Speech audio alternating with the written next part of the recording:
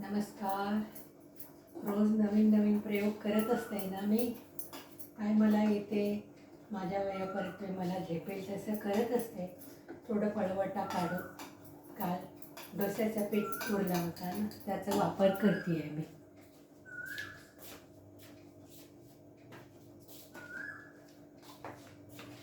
डोस्याचं पीठ, तांदूळ, उडीद डाळ सर्वांना माहीत आहे.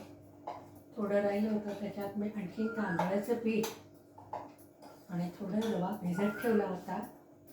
कांदा किसून त्याच्यामध्ये घातले आणि काकडी वापरली. काकडी किसून घातलं आणि किंचित खायचा सोडा ती चिमटभर टाकली. बघूया कसं होते.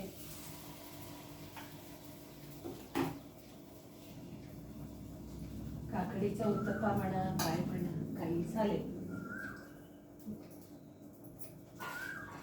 त्याच्याबरोबर लोणी, वरून पण थोडं तुम्हाला हवं असेल तर कांदा टाकला.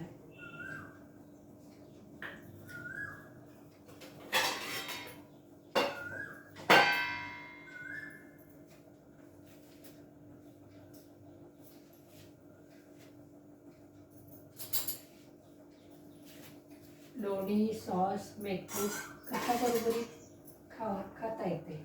मी मेथकूट घरी केले.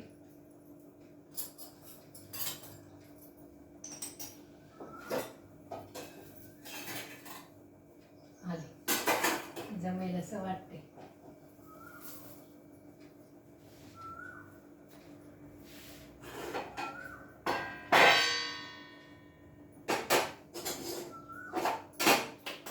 त्याच्यात जास्त रवा मिक्स केला तर आप्पे पण होतात.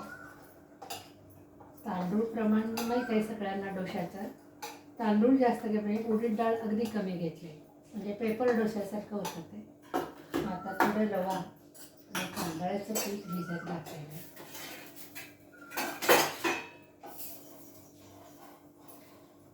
छान उठले मस्त. हे पहा, काकडीचा उपयोग झाला, कांदा झाले.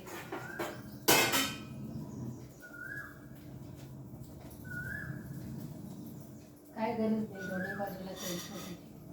दोन्ही तुम्हाला हवं तसं घाला.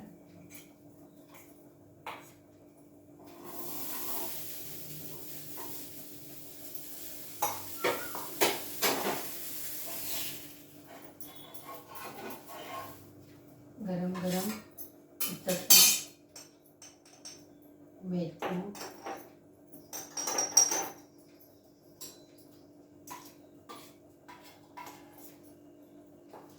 लोणी आणि सॉस.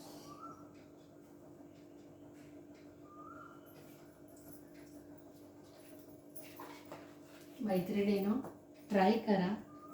काकडी घातलेली आहे डोस्याच्या पिठामध्ये आणि तांदूळ पीठ, रवा, कांदा वरून घाला. मिक्सरला काढून पिठामध्येच घातले. धन्यवाद. आवडलं तर लाईक, शेअर, सबस्क्राईब करा.